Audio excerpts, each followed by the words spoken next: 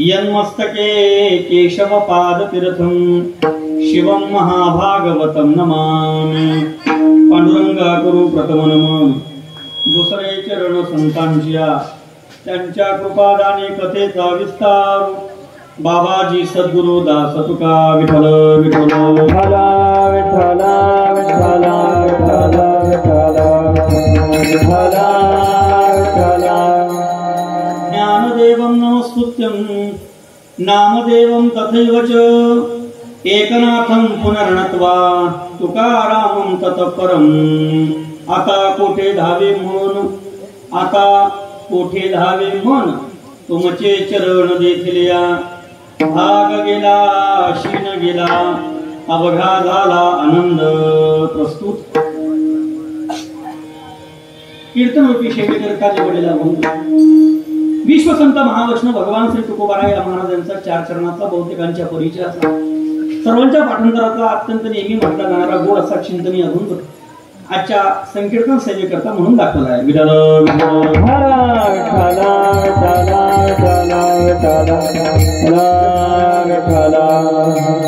जगद्गुरु तुकोबाराय या अभंगातून आपलं मन शांत कसं होईल याबद्दलचा उपाय आपल्याला सांगतात। आपल्या जीवनामध्ये परमार्थिक साधना केल्यानंतर त्यांच्या जीवनात जो अनुभव आला आणि तो अनुभव आपल्या समोर तुकोबाराय या अभंगातून कथन करतात व्यक्त करतात। तसा हा अभंग तुकोबाराय देवाच्या समोर गातात आणि देवाच्या समोर आपलं मनोगत आपला भावना तुकोबाराय या अभंगातून व्यक्त करतात। त्याला प्रासंगिक भूमिका अशी आहे। प्रसन्न सकाळची पहाटची वेळ होती। श्री गुरु तुकोबाराय इंद्रायणी मधून स्नान करून बाहेर आले। कमरेला धोतर आहे, अंगाला बाराबंदी आहे, डोक्याला फेटा आहे, गळ्यामध्ये तुळशीच्या माळा आहे, हातामध्ये चिपल्या आणि गळ्यामध्ये विणा अडकवलेला आहे, उर्ध्व पुंड्र भाल वैष्णव तिलक आहे आणि अत्यंत अंतःकरणामध्ये भगवान परमात्म्याबद्दलचं निस्सीम प्रेम आणि भाव विभोर तुकोबारायांचं झालेलं जीवन। तुकोबाराय सकाळच्या प्रसन्न सकाळी पांडुरंगाच्या मंदिरामध्ये देवाच्या दर्शना करता गेले आणि सकाळी दर्शना करता गेल्यानंतर आज गाभाऱ्यामध्ये प्रवेश केला आणि आपल्या डोळ्याने देवाची मूर्ती पाहिली आणि मूर्ती पाहिल्याबरोबर तुकोबारायांच्या डोळ्यातून अश्रू वाहायला लागले। अंतःकरणामध्ये गदगदीत भाव निर्माण झाला। परमात्म्याचं साक्षात प्रत्यक्ष दर्शन मूर्तीतून झालं आणि त्याचा परिणाम अंतःकरणावरती झाला। हृदय भाव विभोर झालं, कंठातनं अत्यंत प्रगल्भ अशा भाव डोळ्यातून अश्रुधारा निर्माण व्हायला लागल्या आणि तुकोबाराय देवाच्या मूर्तीकडे पादळाने रडतात। पण त्या भावनेतून तुकोबारायांच्या चेहऱ्यावरती इतका प्रचंड आनंद प्रगट झाला की त्या आनंदाचं वर्णन महाराज शब्दामध्ये वर्णन करता येत नाही।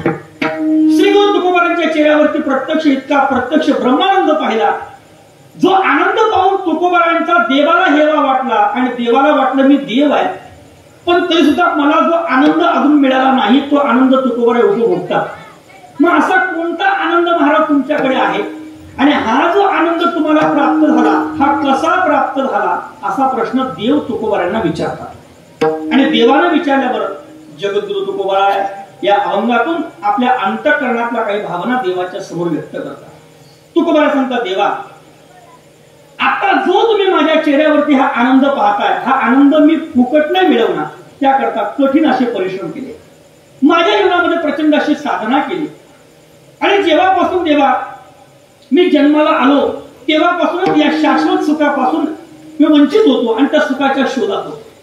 पण खरं सांगू देवा सुरुवातीला मला हा आनंद प्राप्त होण्याकरता प्रचंड वेदना आणि अत्यंत दुःख सहन करावं लागलं कारण ज्या संसारामध्ये आम्ही जगतो आहोत तो संसार प्रचंड दुःखदायी आहे।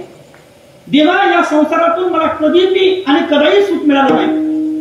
रात्रंदिवस माझं मन या सुखाच्या अपेक्षेनं लालायित होत होतं पण जेव्हापासून मी तुमच्या चरणाचं अनुष्ठान केलं त्या दिवसापासून प्रपंचामध्ये दुःखी असणारं हे मन शांत झालं। आणि खरं सांगू देवा ज्यानं तुझ्या चरणाचा आश्रय घेतला त्याचं मन जर शांत झालं नाही तर मग मोठं नवल आहे। तुकोबाराय आपल्या भावना व्यक्त करतात। रात्रंदिवस प्रपंचामध्ये अत्यंत वाहणारं हे मन जेव्हा तुझ्या चरणावरती स्थिर होतं ना देवा तेव्हा त्या मनाचं धावणं बंद होतं। आता कोठे धावे मन तुमचे चरण देखलिया। हे देवा तुमचं चरण पाहिलं आणि माझं मनाचं धावणं बंद झालं आणि खरं सांगू देवा धावणं बंद झालं मन स्थिर झालं म्हणजे नेमकं काय झालं असं देव विचारतात आणि मग आपल्या मनाच्या स्थिरत्वाचं लक्षण सांगतायत। भाग गेला क्षीण गेला अवघा झाला आनंद, माझ्या जीवनातला भाग गेला, क्षीण गेला आणि मी मूळ आनंदाला प्राप्त झालो. मी मूळ आनंदाला प्राप्त झालो. मग महाराज तुमचा मूळ आनंद नेमका कसा आहे, त्या आनंदाचं काही लक्षण सांगाल का? आणि मग श्री गुरु तुकोबाराज त्या आनंदाचं लक्षण सांगतात. देवा, हा आनंद शब्दामध्ये जसा व्यक्त करता येत नाही. प्रपंचामध्ये विषयातलं जे सुख मिळतं ते क्षणिक आणि तात्पुरतं असतं, पण मला प्राप्त झालेला हा ब्रह्मानंद हा अनादी काळ टिकणारा असा अनंत असा आनंद आहे. तेव्हा या आनंदाचा कधी क्षय होत नाही, हा आनंद कधी संपत नाही, या आनंदाला कोणताही परिस्थितीचा परिणाम जाणवत नाही, असा अत्यंत अत्यंत दैवी असं सुख मला प्राप्त झालं. मग कसं झालं महाराज? मग त्या सुखाचं लक्षण सांगतात. प्रेम रसे बैसली मिठी, माझ्या अंतःकरणामध्ये प्रेम निर्माण झालं आणि जेव्हा ते प्रेम पुन्हा पुन्हा भोगावं अशी माझी इच्छा निर्माण होते, पुन्हा पुन्हा माझी उत्कंठा निर्माण होते, पुन्हा पुन्हा ते ब्रह्मसुख भोगावं. आणि देवा, तुझ्या या कृपेमुळे, या चिंतनामुळे आणि तुझ्या या आनंदामुळे मी आता इतक्या उंचीवर पोहोचलो की आता मी कुठं पोहोचलो मलाच कळत नाही. श्री गुरु तुकोबाराय आपल्या परमार्थाचं केंद्र सांगताना असा भाव व्यक्त करतात. हे देवा, आता मी अशा स्वरूप स्थितीला प्राप्त झालो, आता मला काही मिळवायची इच्छा राहिली नाही. आता मला असं मिळालं, आता काही मिळवायची इच्छा राहिली नाही.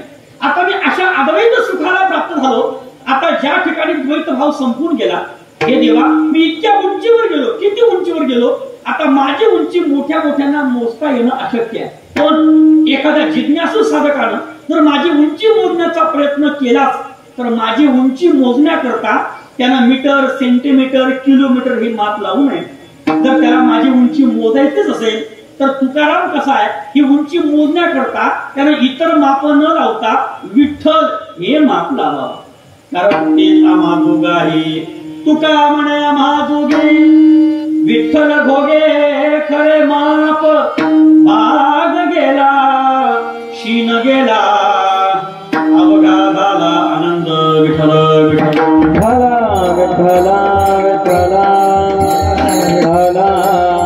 विठ्ठल अभंगाची अर्थपूजा बांधणे अगोदर ज्या निमित्तानं आपण हा उत्सव करत आहात त्याचं कारण सांगणं अगत्याचं आहे. किम निमित्तानं या ठिकाणी एवढा सुशोभीकरणातून हा उत्सव संपन्न होतोय आपल्या सर्वांना ज्ञात आहे. गेल्या 8 वर्षापासून या ठिकाणी आई भगवती कुलस्वामिनी चावळ माता मित्रमंडळातर्फे आई भगवतीच्या कृपा प्रसादाने, प्रातस्मरणीय सखाराम महाराजांच्या आशीर्वादाने आणि वैकुंठाशी प्रातस्मरणीय मोठे बाबा यांच्या कृपा प्रसादाने लहान थोर सर्व मार्गदर्शक आणि धावपळ करणाऱ्या युवा कार्यकर्त्यांच्या सहकार्यातून या ठिकाणी 8 वर्षापासून या ठिकाणी या भुईवाडा या परिसरामध्ये आपल्या सर्व दानशूर दातृत्वाच्या योगदानातून या ठिकाणी हा उत्सव संपन्न होतो आहे. आणि आजच्या या उत्सवाचा 5वा दिवस आणि तद निमित्तानं ही चिंतन सेना विज्ञाचं सौभाग्य मला प्राप्त झालं. आपण सर्वजण अत्यंत श्रद्धेने माझ्या समोर बसलेले आहात. आपण सर्वजण अत्यंत श्रद्धेने माझ्या समोर बसलेले आहात. माझ्या समोर बसणारा श्रोता अत्यंत सुज्ञ आहे याची मला जाणीव आहे. अत्यंत गोड आणि चिंतनीय अभंगावरती भाष्य करण्याचा प्रयत्न करतो. श्री गुरु तुकोबारायांचा अभंग आहे. अधिकार संपन्न गुरुजी या ठिकाणी उपस्थित आहे. तुम्हा सर्वांच्या चरणांमध्ये माथा धन्यवाद करतो. आदरणीय महाराज मंडळी तुम्हा सर्वांना साष्टांग दंडवत करतो आणि पदापदाचं चिंतन सांगण्याकरता प्रवृत्त होतो. विठ्ठल विठ्ठल विठ्ठल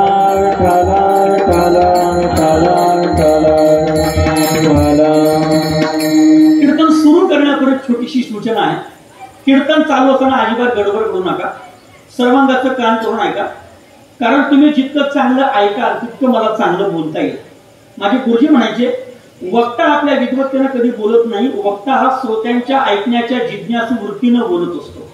याकरता तुमची ऐकण्याची जेवढी तयारी चांगली असेल तेवढं मला चांगलं बोलता येईल. श्रद्धेनं माझ्याकडे पहा, सर्वांगाचं कान करून ऐका. आपण सगळे भारतात जन्माला आलो हे आपलं अत्यंत मोठं भाग्य आहे. कारण जगामध्ये भारत असा एकमेव देश आहे ज्या देशामध्ये धर्म आहे, ज्या देशामध्ये साहित्य आहे, ज्या देशामध्ये परंपरा आहे, ज्या देशामध्ये संस्कृती आहे, ज्या देशामध्ये सण आहे, ज्या देशामध्ये उत्सव आहे, ज्या देशामध्ये अनेक प्रकारचे ग्रंथ आणि अनेक प्रकारचे संत आहेत. जगामध्ये असा एकमेव देश आहे भारत देश ज्या देशामध्ये सर्वात जास्त उत्सव निर्माण होतात. इतर अनेक देश जगामध्ये आहेत, त्या देशाचा जरा अभ्यास करा आपण. इतर लोकांना सुखी होण्याकरता विषयाचं सुख घ्यायला आवडतं आणि भारतातल्या लोकांना सुखी होण्याकरता नामस्मरण करायला आवडतं. हा सर्वात मोठा भेद आहे. या देशामध्ये भक्तीची फार मोठी अशी परंपरा आहे.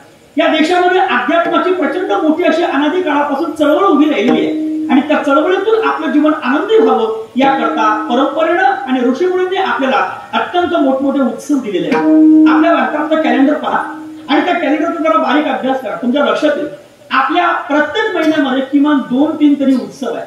उत्सव का हो? उत्सव कशा करता गेलं? खरं म्हणजे भारतीय लोकांचा एक समज आहे, आम्हाला जगायचं आहे पण त्या जगण्यामध्ये रटाळपणा आम्हाला आवडत नाही. म्हणजे आम्हाला जगायचं आहे पण फक्त मरण येत नाही म्हणून जगायचं नाही. तर आमच्या जगण्याला काहीतरी सुगंध असावा, आमच्या जगण्याला काहीतरी आकार असावा, आमच्या जगण्याला काहीतरी उत्साह असावा आणि या उत्साहाच्या प्रगल्भतेतून आमच्या अंतःकरणामध्ये संतांनी उत्सवाची एक भूमिका निर्माण केली. उत्सव हा आमचा प्राण आहे. या देशामध्ये जेवढे उत्सव होतात तेवढे उत्सव कोणत्याही देशामध्ये होत नाही. आपण पहा सध्या नवरात्रोत्सव सुरू आहे नाही का? आता 15 दिवसानंतर लगेच पुन्हा दिवाळीच आहे आणि नंतर पुन्हा लगेच पुन्हा गीता जयंती, दत्त जयंती पुन्हा सुरूच आहे. म्हणजे प्रत्येक महिन्यामध्ये कोणता ना कोणता उत्सव आहे. उत्सव का हो? उत्सव म्हणजे काय हे आधी समजून घ्या. खरं म्हणजे उत्सव हा शब्द संस्कृत शब्द आहे. याचा मूळ शब्द आहे सव. कोणता शब्द आहे? बोला ना. सव. सव या शब्दाचा अर्थ आहे स म्हणजे आनंद आणि त्याला जोड दिली ऊत या पदाने. याचा मूळ शब्द आहे सव, त्याला जोड दिली ऊत या पदाने. आता ऊत हे पद कधी लावतात तर याच्या काही व्याकरणीय सिद्धांत आहे. कधी लावतात ऊत हे पद पहा तुम्ही. आपल्याला पटवून दिलं आपल्या लक्षात येईल. पहा एखाद्या वस्तूला किंवा एखाद्या अनुभूतीला ऊत हे पद कधी लावतात?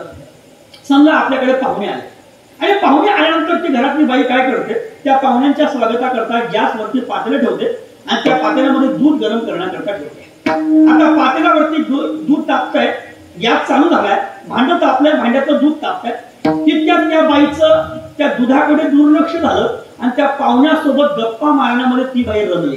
आता तिचं दुधाकडे लक्ष नाही, दूध तापतंय आणि तिचं दुधाकडे लक्ष नाही हे त्या दुधानं पाहिलं आणि त्या दुधाला वाटलं अरे जिच्या करता मी स्वतःला जाळून घ्यायला तयार झालो ती बाई साधी माझ्याकडे पाहायला सुद्धा तयार नाही. आणि मग त्यानं ठरवलं, कोण? दुधानं.